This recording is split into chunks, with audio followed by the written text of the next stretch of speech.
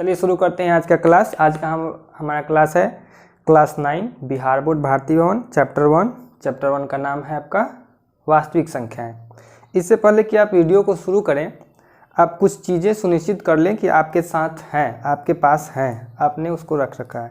सबसे पहली बात, आप अपना बुक ले लीजिए, कॉपी ले लीजिए, पेन ले लीजिए, तभी बैठिए इस वीडियो को देखने के लिए, क्योंकि बीच बीच में हम आपसे बनवाएंगे, सॉल्व करवाएंगे। ऐसा नहीं कि सारी चीज़ें हम ही आपको सॉल्व करके देंगे, आपको बहुत सारी चीज़ें इसमें खुद से करनी है। तो चलिए शुरू करते हैं। ये जो क्लास है इसमें आपको पिछली क्लास यानी कि क्लास 8 के डिवीजन से रिलेटेड कुछ क्लास होगी। जैसे कि आपने प्राकृत संख्या के बारे में पढ़ा है, पूर्ण संख्या के बारे में पढ़ा है, सम विषम यौगिक संख्या, रूढ़ संख्या यानी कि अभाज्य संख्या, अभाज्य संख्या, उसके बाद में परिमेय संख्या, भिन्न, ये सब कुछ चाहिए चीज़ें आपने पढ़ी हैं। हम उसी को थोड़ा सा रिवीजन करेंगे, क्योंकि उससे रिलेटेड ही आगे हम वास्तविक संख्या में एंट्री करते हैं। तो चलिए शुरू करते हैं। आपका पहला है प्राकृत संख्या। और हाँ, एक बात और तो हम करना भूल ही गए, आपको क्या करना है कि जो हम पढ़ा रहे हैं आज, वो आपके PDF में डाउनलोड, टेलीग्राम ग्रुप में PDF के रूप में डाल दिया गया है। आप उसको वहाँ से डाउनलोड कर लीजिए और अपने कॉपी में फेयर कर लीजिए, बेटर रहेगा आपके लिए। चलिए शुरू करते हैं। प्राकृत संख्या, आप सभी को पता है प्राकृत संख्या क्या है।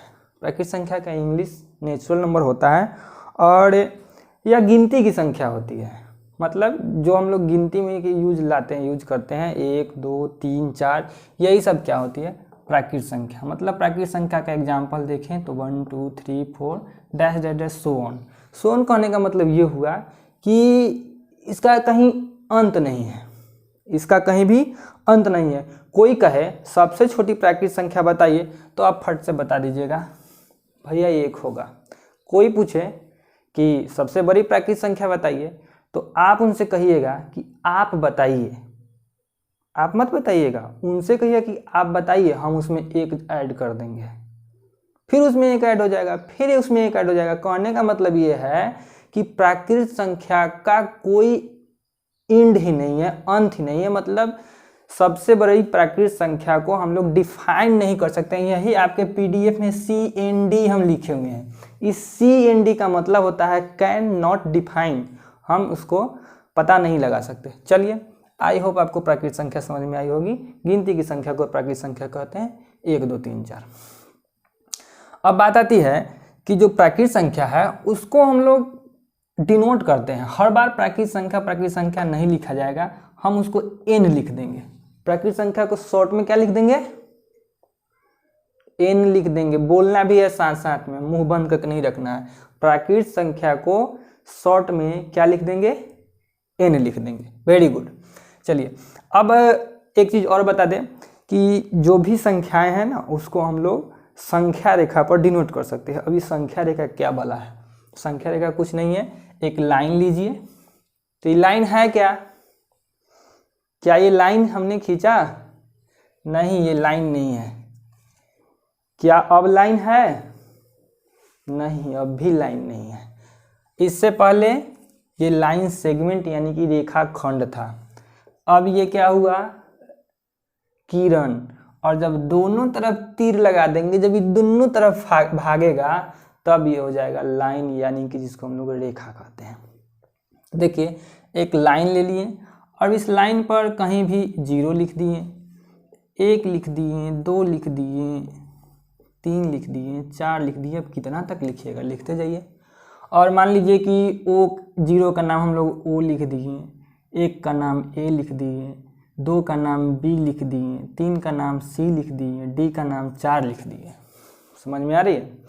तो जो O से लेके A तक की दूरी है, यानी कि OA इसका नाम रहेगा। इसका क्या नाम होगा, OA। OA बराबर कितना लिख सकते हैं हम, 1 इकाई लिख सकते हैं। अब इकाई कहने का मतलब कि अगर आपने नाप कर 1 सेंटीमीटर बनाया होता, तो यहाँ पर 1 सेंटीमीटर लिख सकते थे। अब मान लीजिए कि आप 5 सेंटीमीटर को 1 तक गिन रहे हैं, तो OA बराबर कितना, 1 इकाई। कहने का मतलब कि 1 इकाई में वो 5 सेंटीमीटर हटा लेता अपने अंदर में। तो ये हो गया प्राकृत संख्या। कहते किसे हैं, गिनती की संख्या को। एग्जाम्पल 1 2 3 4। उसको डिनोट कैसे करेंगे? कैपिटल लेटर n से। उसका संख्या रेखा पर निरूपण कैसे करेंगे? कुछ इस प्रकार से संख्या लेंगे, एक लाइन लेंगे, उस पर 0 1 2 3 4 नोट करेंगे और उसका नाम लिख देंगे। अब जैसे मान लीजिए कि हमको 3 को डिनोट करना था, तो संख्या रेखा लिए यहाँ तक 1 2 3 4 लिख दिए। अब हमको 3 डिनोट करना रहता अगर संख्या रेखा पर, तो लिखते OC बराबर 3 इकाई। ये हो गया संख्या रेखा पर नेचुरल नंबर यानी कि प्राकृतिक संख्या का निरूपण। आई होप आपको ये समझ में आया होगा। तो सबसे छोटी प्राकृतिक संख्या बताइए कितना होगा?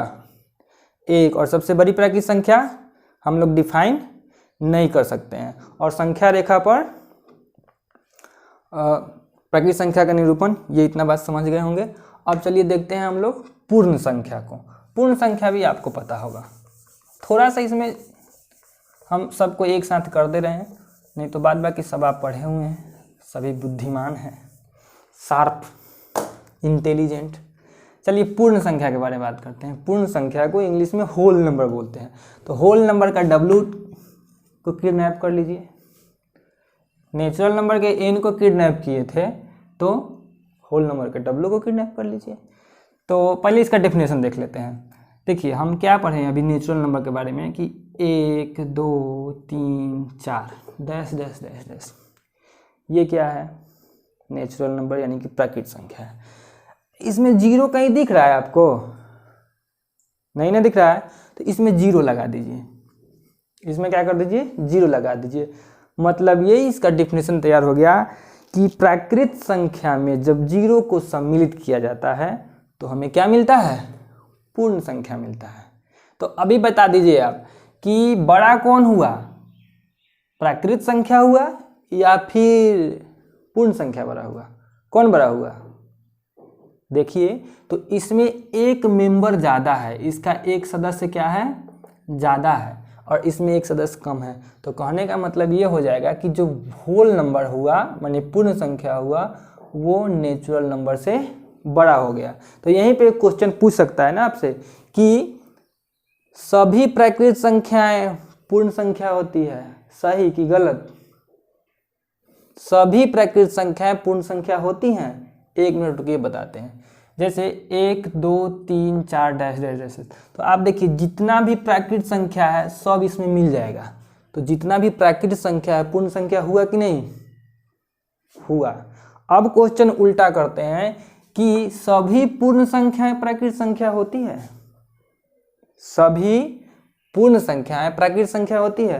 दिमाग लगाइए कि मान लीजिए कि 1 2 3 4 तो इसमें मिल जाएगा, लेकिन क्या 0 इसमें मिलेगा? 0 मिलेगा? नहीं ना मिलेगा। कहने का मतलब ये हुआ कि every whole number is not a natural number but every natural number is a whole number. मतलब कि सभी पूर्ण संख्याएं प्राकृतिक संख्या नहीं होंगी, लेकिन सभी प्राकृतिक संख्याएं क्या होंगी? पूर्ण संख्या होंगी। आई होप आप इसको समझे होंगे। आगे बढ़ते हैं। तो इसका डेफिनेशन यही हो गया कि प्राकृतिक संख्या में 0 के सम्मिलित रूप को पूर्ण संख्या कहते हैं। इसको डिनोट करते हैं हम लोग। डिनोट करने का मतलब होता है सूचित करना।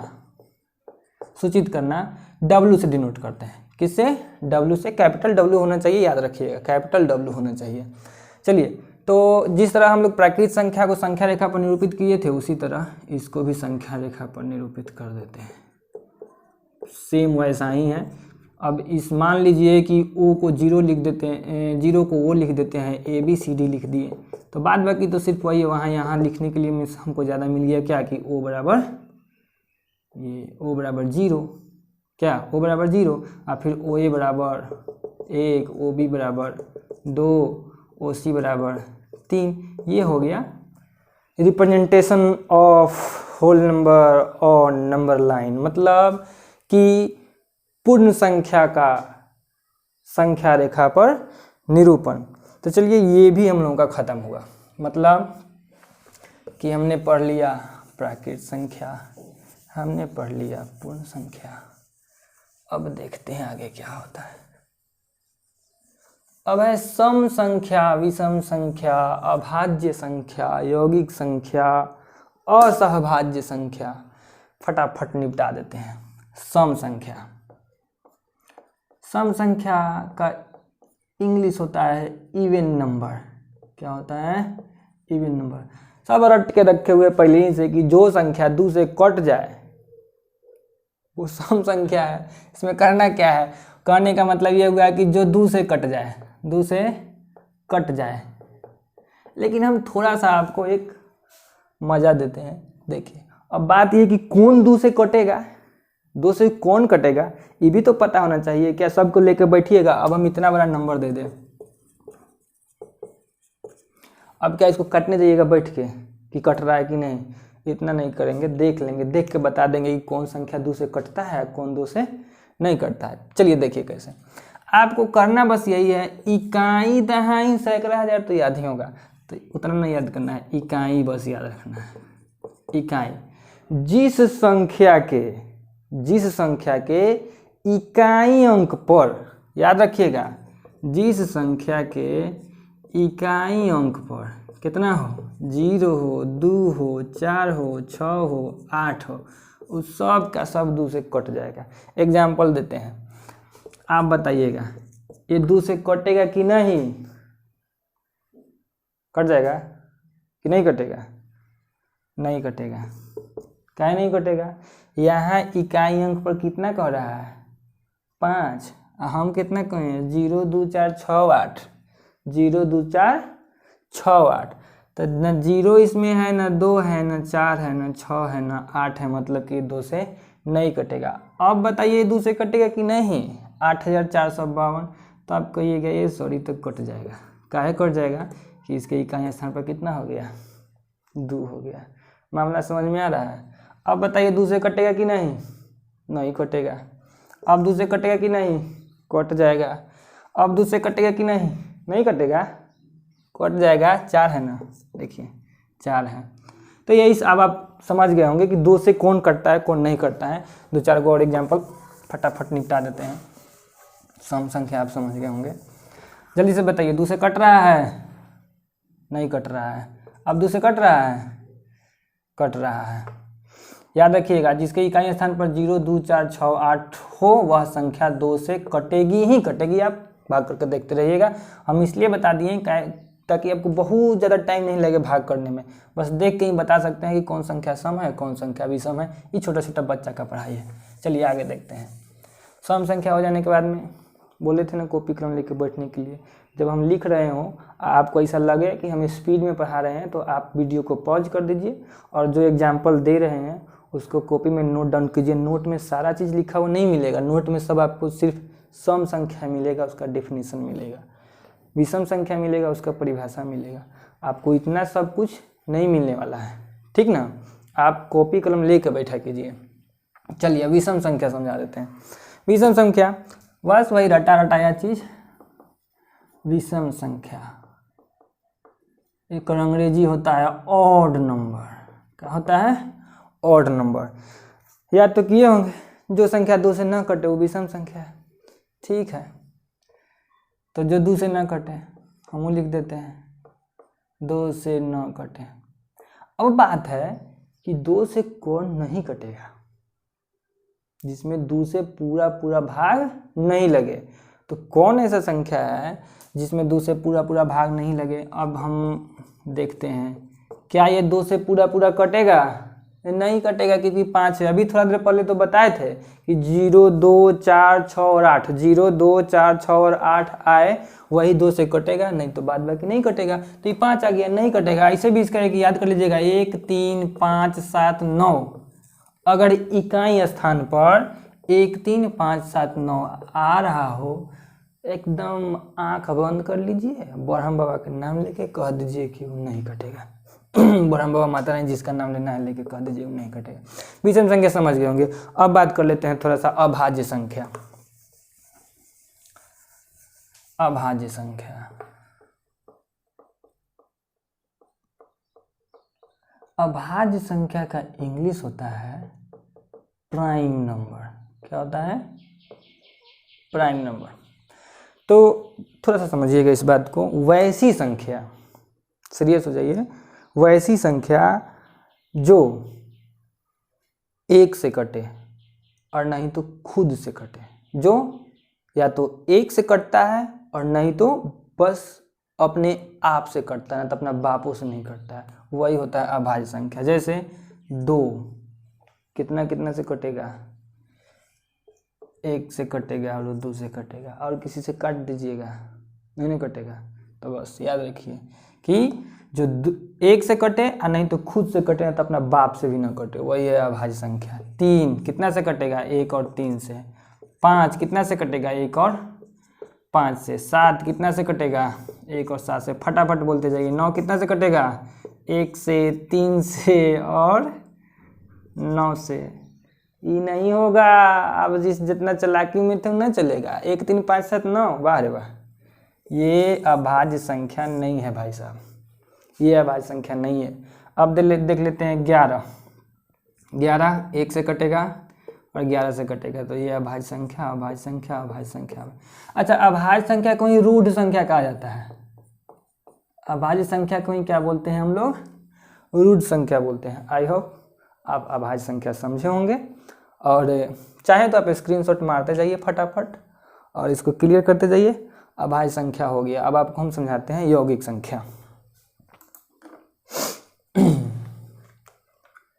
मजा आ रहा है नहीं? अच्छा कोई बात नहीं, आएगा धीरे धीरे, अभी तो 8वीं क्लास का है ना, आप लोग चालाक है ना बहुत है।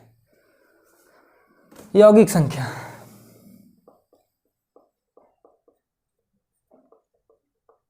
यौगिक संख्या का इंग्लिश होता है कंपोजिट नंबर।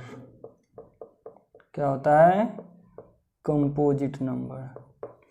वैसी संख्या जिसके कम से कम 3 गुणनखंड हो। कुछ ज़्यादा हार्ड बोल दिए ना। वैसा संख्या जो कम से कम 3 गो संख्या से कट जाए। अब समझ में आया? वैसा संख्या जो कम से कम 3 संख्या से कटे, वह क्या है, यौगिक संख्या। और वैसा संख्या जो सिर्फ 2 से ही कटे, जिसका 2 फैक्टर हो, जिसका 2 गुणनखंड हो, वो अभी तो बताए हैं अभाज्य संख्या। चलिए देखिए, तो इसका क्या बताएं, बोले तो कि जिसका कम से कम 3 गुणनखंड हो या फिर कम से कम 3 संख्या से कटे, यौगिक संख्या। एग्जाम्पल के लिए चलिए 2 3 4 5 6 7 8 9, इसी में ट्राई मार देते हैं।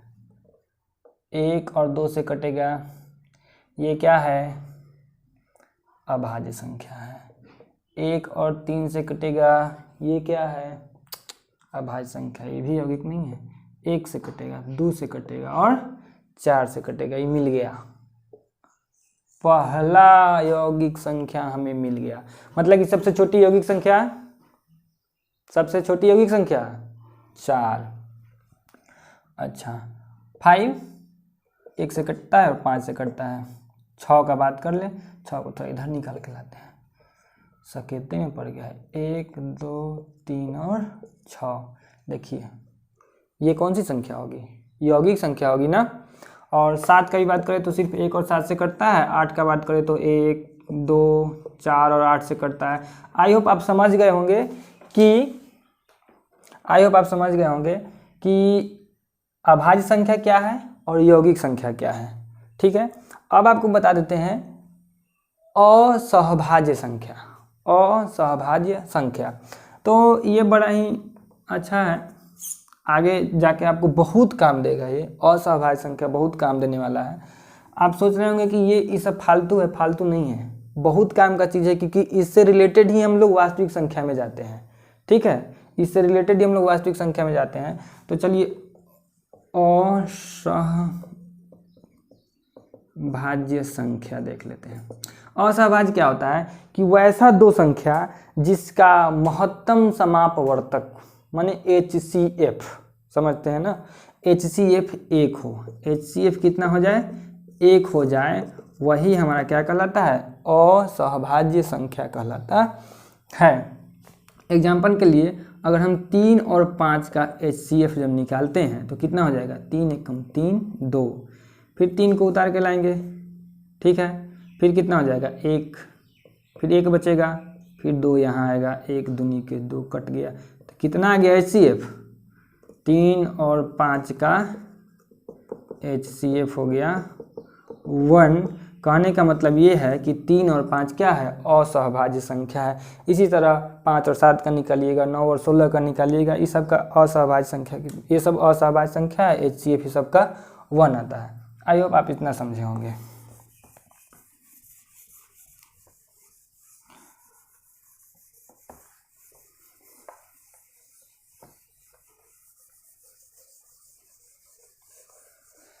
चलिए अब एक नंबर आपको और पढ़ा देते हैं, उसके बाद में वीडियो ज़्यादा लंबा नहीं हो, इसलिए अब नेक्स्ट वीडियो में मिलेंगे। लेकिन पूर्णांक संख्या समझा देते हैं। पूर्णांक क्या है?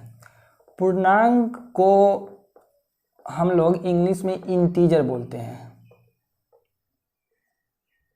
क्या बोलते हैं?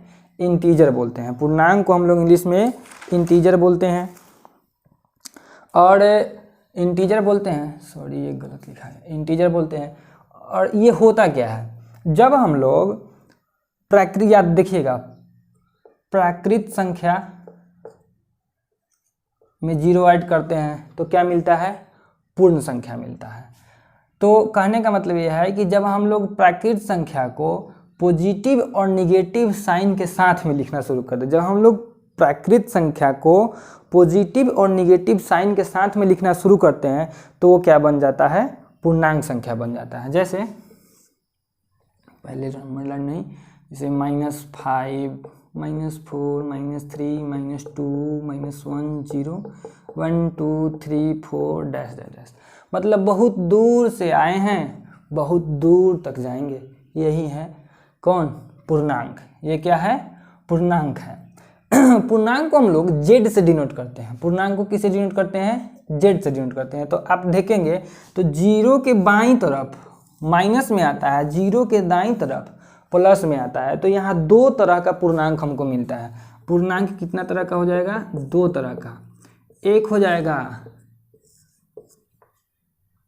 ऋणात्मक पूर्णांक, ऋणात्मक मतलब निगेटिव, ऋणात्मक मतलब निगेटिव इंटीजर। और एक हो जाता है धनात्मक पूर्णांक। धनात्मक पूर्णांक मतलब पॉजिटिव, धनात्मक पूर्णांक मतलब पॉजिटिव। आप आगे याद रखिएगा कि हम निगेटिव को ऐसे लिख के ऐसे लिख देंगे तो निगेटिव इसको समझ जाइएगा। आगे कहीं भी नोट्स में अगर ऐसा लिखा हुआ मिले आपको, समझिएगा कोई निगेटिव लिखा हुआ है। और कहीं भी ऐसा अगर हम लिखे हुए हैं तो समझिएगा कि वो क्या है? पॉजिटिव लिखे हुए हैं। ठीक है। तो ऋणात्मक पूर्णांक में आप देख सकते हैं, ऋणात्मक पूर्णांक का एग्जाम्पल -4, -3, -2, -1, और ये बहुत दूर से आता है। ठीक है। और धनात्मक पूर्णांक का मतलब होता है 1 2 3 4। अब बात कर लेते हैं 0 का क्या साइन होगा, प्लस की माइनस? समझ सकते हैं 0 का न प्लस साइन होता है न माइनस साइन होता है, मतलब कि वो बॉर्डर पर है। 0 के लेफ्ट साइड में, 0 के बायां साइड में ऋणात्मक, और 0 के राइट साइड में यानी कि दाहिना तरफ धनात्मक। एक बात आपको और बता दें जल्दी जल्दी कि कोई भी नंबर, कोई भी संख्या 0 से जितना नज़दीक होगा उतना ही बड़ा होगा लेफ्ट साइड में। 0 से जितना ही बड़ा होगा लेफ्ट साइड में, 0 से जितना नज़दीक होगा लेफ्ट साइड में वो बड़ा होगा। मेरे कहने का मतलब ये है कि अगर हम आपसे पूछें कि -1 बड़ा है कि -3 बड़ा है, क्या जवाब होगा? -1 बड़ा है। कौन बड़ा है? -1 बड़ा है। एग्जाम्पल के लिए हम भी कर्जे में हैं, ये बगल वाले भाई साहब भी कर्जे में हैं। ठीक है।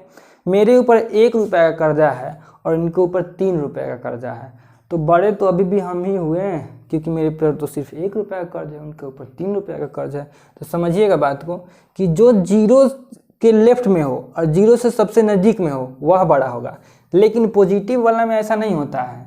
3 और 1, ये पॉजिटिव ये निगेटिव। अब बता सकते हैं आप कि बड़ा कौन है? तो 3 बड़ा है। कैसे? तो इसमें क्या है कि जो 0 से जितना दूर होगा, राइट साइड का बात कर रहे हैं, जो 0 से जितना ही दूर होगा वो उतना ही बड़ा होगा। कहने का मतलब कि 0 से नज़दीक 1 है और 0 से थोड़ा दूर 2 है, तो 2 बड़ा हो गया 1 से। उससे भी दूर 3 है तो 3 बड़ा हो गया 2 से भी, 1 से भी। जबकि इसमें ऐसा बात नहीं है। आई होप आपको ये समझ में आया होगा। अभी पूर्णांक में आपको अब इसका नंबर लाइन पर रिप्रेजेंटेशन बता देते हैं कि जैसे कि ये हो गया, एक लाइन खींच दिए, 0 लिख दिए। इसके राइट साइड में जो भी लिखाएगा पॉजिटिव लिखाएगा यानी कि धनात्मक, और इसके लेफ्ट साइड में जो भी लिखाएगा वो क्या लिखाएगा, ऋणात्मक लिखाएगा। तो ये हो गया नंबर लाइन पर इंटीजर का रिप्रेजेंटेशन। आई होप आपको पूरा समझ में आया होगा। नहीं समझ में आए तो आप हमें कमेंट में लिख सकते हैं। और तब तक के लिए बाय बाय।